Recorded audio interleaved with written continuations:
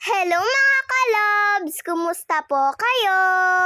Mas maaga pa nga pong nagising si baby kaysa sa amin mga kalobs. At mas nauna pa nga po siyang nagising sa alarm clock ni mama. 2 gabi na po pala namin siyang katabi mga kalobs dahil wala pa nga po sila nanay. Nanganak po kasi yung tita ko at si nanay nga po yung kasama niya sa ospital para po magbantay. At si mama nga po pala ang nagbabantay ngayon sa mga pinsan ko. Grabe nga, at sa dami nga po ng binabantayan ni mama ay parang ang dami ko na rin pong kapatid. At syempre, dito na nga din po sila kumakain sa bahay.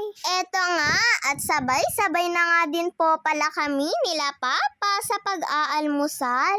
At i-flex ko nga lang din po pala, eto pong niluto ni mama na karne ng manok kahapon. Hindi ko nga po alam kung minudo, afritada o kaldereta ito. Kahit ano na po mga kalobs, hindi ko rin po kasi alam kung anong luto nito. Basta ang importante ay masarap. At ayan na nga mga kalobs, nagpaalam na rin po ako kay papa dahil papasok na nga din po ako sa school. Binless ko nga din po pala si papa mga kalobs dahil may pupuntahan nga po siyang importante dyan. At nagpaalam na nga din po ako kay mama dahil papasok na nga din po ako sa school. Patatawirin nga lang po ako ni mama. Wala nga po pala ulit akong kasama sa pagpasok. Tignan niyo naman at ang ganda-ganda nga po ng bungad ng araw oh. Pero sa totoo lang ay medyo masakit na nga po sa balat yung araw. Mag-aalas 7 pa lang po dyan mga kalobs. At pag uwi ko po pala ng tanghali mga kalobs ay nadatnan ko nga po dito yung mga pinsan ko sa bahay. Eto nga at nagmamano pa nga po si baby sa akin oh. Tapos may kasama pa pong yakap. At pagkababa ko nga po ng bag ko, bigla ko nga pong naalala at sabi ko nga po kay mama ay may pasalubong po ako sa kanya. Kaya medyo natuwa nga po si mama at wala nga po siyang idea kung ano daw po yung pasalubong ko.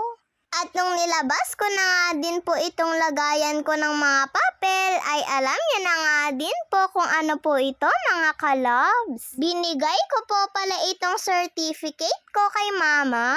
Nakasama na naman po kasi ako sa with honors. At sobrang tuwa ko nga po mga kalobs. Maski nga din po si mama ay sobrang natuwa nga din daw po siya. Lalo na nga din po siguro pag nakita po ito ni Papa. Matutuwa nga po yun dahil alam niya po kasing hindi po ako nagpapabaya sa pag-aaral ko. Sa totoo nga lang po mga kalobs ay parang ito na nga din po yung regalo ko sa kanila mama at papa. At alam ko po kasing matutuwa po sila kapag ganito palagi mga kalobs. Pero lagi naman din pong sinasabi sa akin nila mama at papa na kahit wala daw po akong award, basta may natutunan naman daw po ako sa pag-aaral ko. At pagkabihis ko nga po mga kalobs, eto nga at kakain na rin po kami. Eto po palang niluto ni mama na manok yung inulam namin. Nagbaon po kasi si papa ng ganito mga kalobs, kaya maaga pa lang ay nagluto na po si mama ng ganito. At dahil marami pa nga pong natira ay inulam na nga lang po namin yun ng tanghali. O tara mga kalobs, kain na po tayo! At i-flex ko nga lang din po pala sa inyo mga kalobs, eto pong mangga na binili ni mama. Hilaw po pala itong mangga na binili ni mama dahil siya na nga lang din daw po ang magpapahinog dito. Mura lang daw po kasi ito mga kalobs. Kapag daw po kasi hinog na ito ay mahal na nga daw po.